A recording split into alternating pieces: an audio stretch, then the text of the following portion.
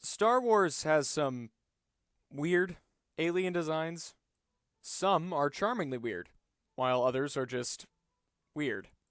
Nowhere is the strangest better exemplified than in The Phantom Menace.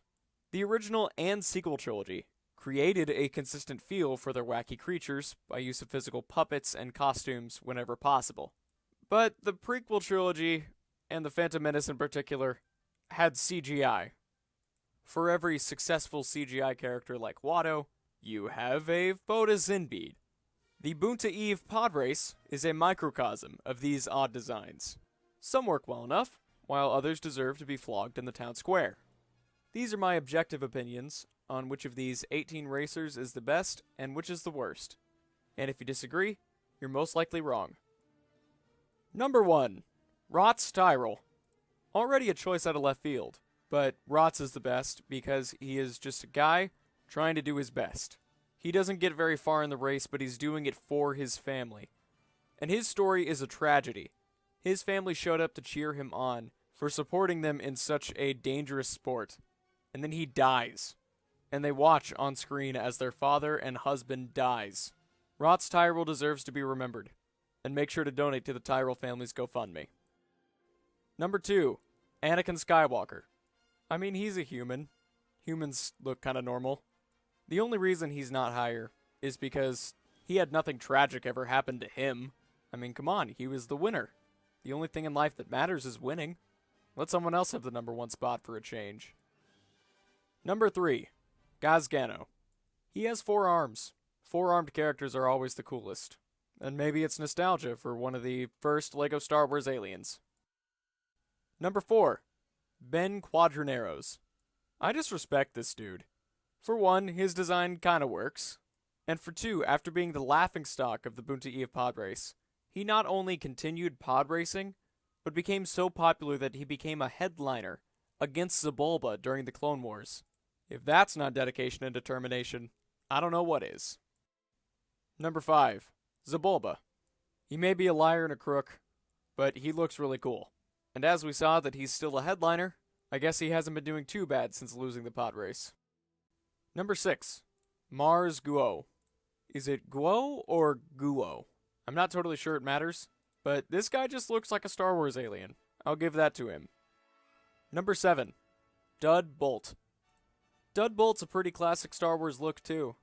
Long snouts seem to work out in these guys' favor. The only reason he isn't higher than Mars Guo is because his name is Dud Bolt. Number 8. Mahonic. Mahonic is kinda special because he's the only original trilogy alien to be in the pod race. But, like, why'd you pick a Gran? Grans are so lame, they're just goat boys with 3 eyes. Not to mention this guy dies too. Not in a heroic way like Rots Tyrell, but because he tried to pick a fight with Zabulba. Stupid idiot goat boy. Number 9. Clegg Holdfast. These names are so freaking dumb, wow.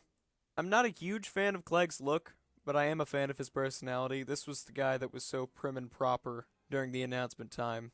So at least he has some style and grace. Number 10. Teamto Pagales. Teamto looks like Clegg Holdfast's drunk younger brother. He has neither the style nor the grace. Number 11. Alderbedo. Now we're getting to the really off ones. The best comparison to Alderbedo is a bowl of rotten lasagna noodles.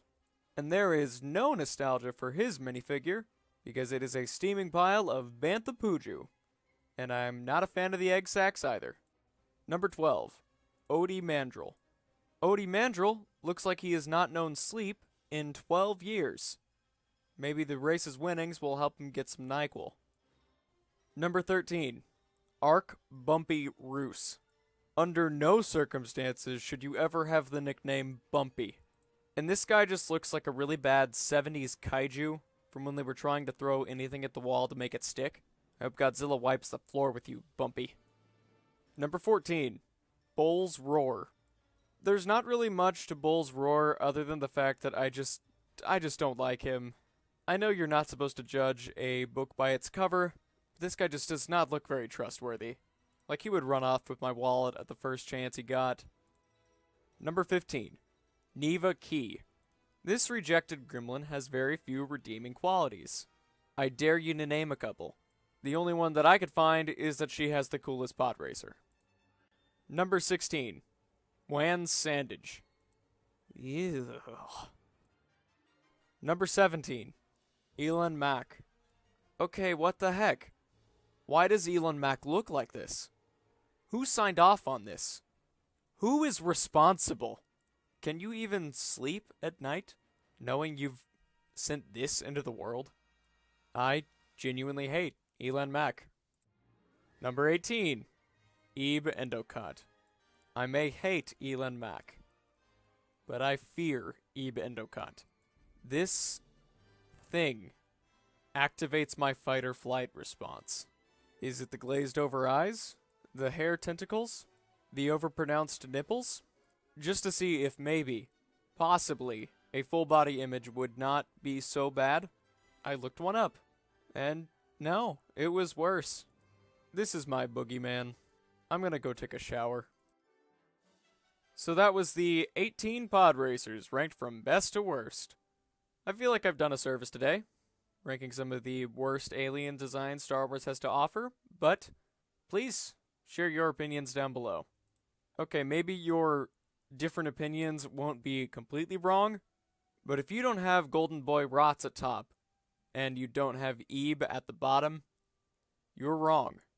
And what the heck? What's your least favorite and favorite alien design in Star Wars? My favorite might be the Big Mouth Drabatans, and my least favorite would be, Ebe Endocott. So that is all for today.